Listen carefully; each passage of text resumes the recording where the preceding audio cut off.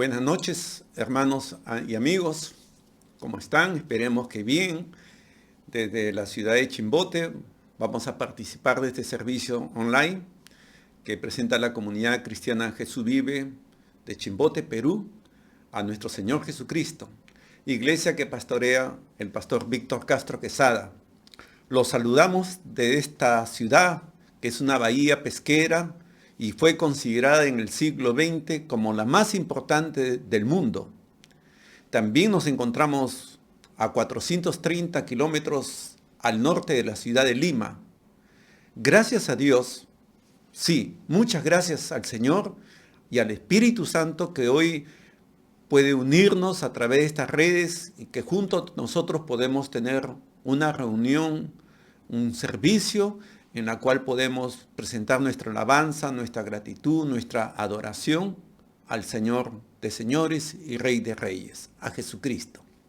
Podemos en este momento ayudar a nuestros amigos, compañeros de trabajo, familiares, a conectarse con nosotros a través de las plataformas que tenemos en las redes sociales, el Messenger, Facebook, Instagram, WhatsApp.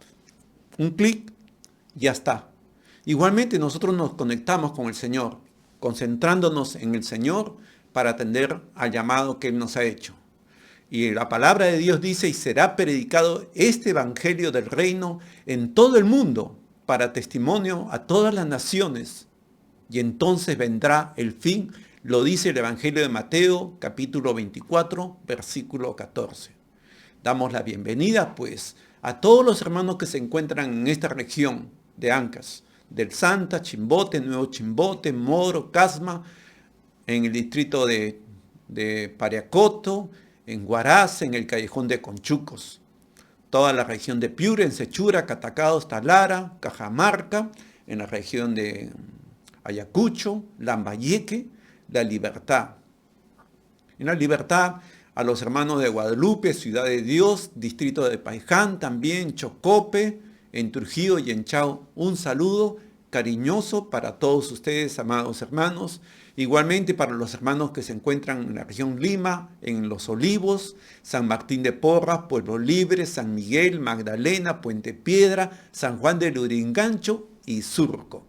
Y en la región Callao, La Perla y Ventanilla. De igual manera, a todos los hermanos residentes que están fuera del país, de nuestra patria, en Chile, en Santiago, en Bolivia, en La Paz, en Argentina, en Buenos Aires, Mar del Plata, en Estados Unidos, en Los Ángeles, en Nueva York, en Nueva Jersey, en Washington, en México, en el estado de Tlaxcala, en Bahamas, en Nassau y en Barcelona, en España, Barcelona. Bien, vamos a meditar, reflexionar unos minutos en la palabra de Dios y vamos a buscar en el Salmo 93. Salmo 93. Vamos a leer el Salmo 93, son 5 versículos que dice así la palabra de Dios, la Biblia, la palabra del Señor, la Biblia, es fuente de toda autoridad para los creyentes, para los seguidores de Jesús. Y hoy vamos a leerla, dice así, versículo 1 en adelante. Jehová reina, se vistió de magnificencia. Jehová se vistió, se ciñó de poder, afirmó también el mundo y no se moverá. Firme es tu trono desde entonces, tú eres eternamente. Alzaron los ríos, oh Jehová, los ríos alzaron su sonido, alzaron los ríos sus ondas. Jehová en las alturas es más poderoso que el estruendo de las muchas aguas, más que las recias ondas del mar. Tus testimonios son muy firmes, la santidad conviene a tu casa, oh Jehová, por los siglos y para siempre. Amén. Amén. Es una pequeña porción de las escrituras que hemos leído en esta noche. Algo maravilloso cada vez que uno se acerca a la palabra de Dios, porque podemos encontrar aspectos que nos llenan de gozo y de alegría y nos hacen ver cómo es nuestro Dios, lo maravilloso que es nuestro Dios. Dice acá la palabra de Dios, Jehová reina. Jehová reina. Aleluya. Aleluya. Se vistió de magnificencia. Jehová se vistió, se ciñó de poder. La vestidura de nuestro Dios es de poder, de gloria. Así es el Señor, poderoso, glorioso es el Señor de señores y Rey de reyes. Dice que afirmó también el mundo y no se moverá. Dios le dio un lugar a este mundo. Firme es tu trono de entonces.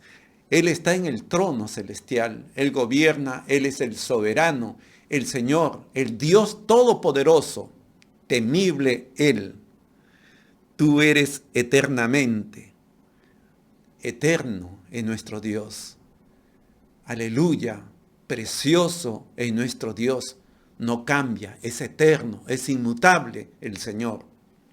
Y dice también, alzaron los ríos a Jehová, los ríos alzaron su sonido, alzaron los ríos sus ondas. Es decir, un río, hay muchos tipos de ríos. Hay ríos que son violentos, hay ríos que son calmados, hay ríos que en determinada época del año se levantan encrespadas las olas, violentos. Así son muchas veces las corrientes de adversidades que nos tocarán vivir, que vienen hacia nosotros, y que uno tiene que caminar en contra de esas corrientes que parece que se lo llevan. Pero Dios nos ayuda a caminar en medio de esas situaciones difíciles. Dice la palabra de Dios en el libro de Isaías, que cuando crucemos, las aguas no nos anegarán. O sea, llegará hasta un tope que Dios permitirá, porque el control lo tiene Dios. Sí, tendremos diferentes situaciones adversas y tendremos que pasarlas, porque Dios está con nosotros. El Espíritu Santo nos ayudará. Y en medio de esas situaciones proclamamos alabanza a Dios, porque la alabanza a Dios nos ayuda a nosotros, nos concede libertad. Pablo y Silas estaban prisioneros en la cárcel y cantaban himnos, alabanzas a Dios. Y hubo un poderoso terremoto y se soltaron sus cadenas y las puertas se abrieron. Josafat en el desierto puso a los cantores que alaben el nombre de Dios cuando iban a ir a la batalla, y Dios les concedió la victoria. Gedeón, con 100 hombres, con sus cántaros y sus trompetas, tocaban fuertemente, su sonido se escuchaba de manera estruendosa, y Dios derrotó a todos sus enemigos. Por eso la alabanza tiene poder cuando los hijos de Dios le expresamos al Señor ese canto. Dice, Jehová en las alturas es más poderoso que el estruendo de muchas aguas, más que las recias ondas del mar. Tus testimonios son muy firmes. La santidad conviene a tu casa. Sí, hablamos, amados hermanos, la santidad de Dios conviene a tu casa. Recordémonos del templo de Jerusalén, un templo construido de manera hermosa, donde estaban los levitas y los sacerdotes, ministraban a Dios. Tenía que cuidarse ese templo, pero no podía ser destruido, tenía que cuidarse. Ahora, el apóstol Pablo nos llama a que nosotros somos templo del Espíritu Santo, donde mora el Espíritu de Dios. no podemos también sino cuidarlo. Cuidarlo porque es templo donde mora el Espíritu de Dios. No podemos dañar ni destruir este cuerpo, porque es santo, templo santo a Dios. La santidad conviene a tu casa. No debe haber entre los hermanos, entre nosotros, peleas, cosas que ocasionen que en el templo de Dios no debe haber. Amén. La santidad conviene a tu casa. Tus testimonios son muy firmes. La palabra de Dios está perfectamente establecida cómo han de ser las cosas. Es algo maravilloso para nosotros encontrar el solaz, encontrar el apoyo que necesitamos para vivir en paz, amados hermanos. En esta mañana vamos a dirigirnos a nuestro Dios, a nuestro Padre Celestial, y vamos a entregarle este tiempo a Él. A Él sea la gloria. Te invito a cerrar tus ojos, a inclinarte delante del Señor y oremos juntos. Padre que estás en los cielos, Padre amoroso y perfecto, Dios de las batallas, que peleas por nosotros, que eres el que vas delante de nosotros, eres el que vence a nuestros enemigos, y el que nos mandas, amado Dios, el que nos mandas eres tú, el que nos gobiernas debe ser tú, Padre, no nosotros, sino tú y tu Santo Espíritu, Señor. Permítenos alabarte en este día, permítenos expresar con nuestra voz un canto de alabanza y de gratitud a ti, Señor, de tal manera que nuestros enemigos, al escuchar ese canto a ti, canto de alabanza, huyan, salgan y nos dejen en paz, porque hay victoria en ti, victoria poderosa, Padre. Gracias te damos, Señor, Dios Todopoderoso, firme es tu trono, tus testimonios también, Señor de los cielos, tú eres eterno. A ti te alabamos, Padre, y a Jesucristo, el Cordero de Dios, que ha vencido, Emmanuel, Dios con nosotros, en tu presencia, Santa Padre, en tu santa presencia estamos hoy, en esta noche, en tu santa presencia, Señor. Aleluya, aleluya, aleluya, aleluya, hermanos, aleluya. Vamos ahora a decirle a Dios con nuestras voces que lo que hemos creído lo expresamos a Él. Amén. Levanta tus manos ahí al Señor, ríndete, rindámonos al Señor. Aleluya, Padre, aleluya.